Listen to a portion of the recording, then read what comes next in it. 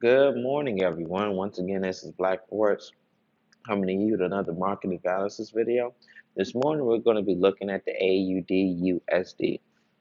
But before we get started to break down this currency pair, we have to state that this video is for economic purposes only. This is not for financial advice. Okay? But we all know why you guys are here. You guys are here to find good, credible Forex content that can help improve your ability as a trader and help put a little bit of extra money in your pocket. Okay?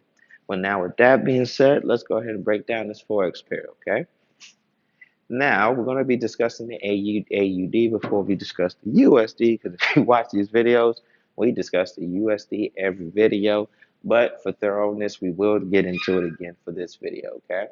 Now the AUD has been one of our stronger currencies going into this trade. Has been one of our stronger currencies um, over the last several trading weeks. Now we did have a very unique situation last week in which we did not have any economic news come out about the AUD. So we have to go off the last news that it came out of, which showed that it was actually strong. And last night, its retail card sales came out, which did come out a little strangely. They forecast that the price was going to drop, but it came out the same exact number as it was previously, which means that it's strong, but it's kind of shaky strong. It's technically strong, but it's kind of shaky strong. So it looks like the AUD can be also slowly start to transform from weak from strong to weak. Okay, so we have to wait for more AUD news to come out during the trading week before we can make a good judgment, before we can make a solidified judgment on what is happening with this strength. Now, the USD is definitely picking up strength. And the pickup in strength for the USD is coming from the economic policies and measures and interventions put in place by the US government and the Fed, along with the increase in interest rate from 25 to 50%, is starting to take an aggressive fight to the inflation that's been hanging over us. Okay.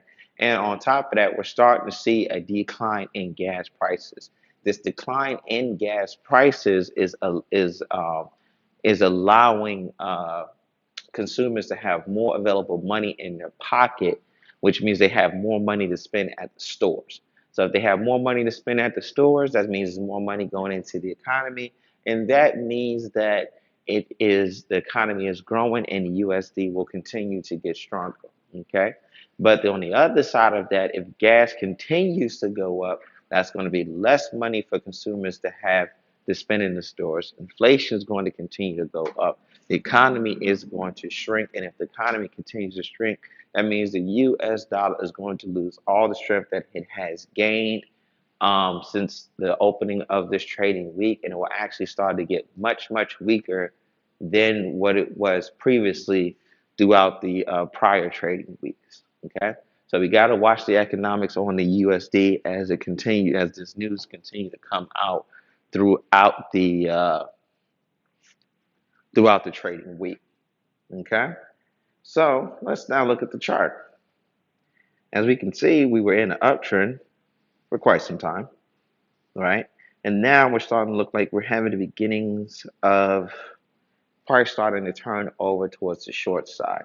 So we did drop to this area, which we predicted in yesterday's video that was going to. Now it looks like this area here is going to be the new target area, okay?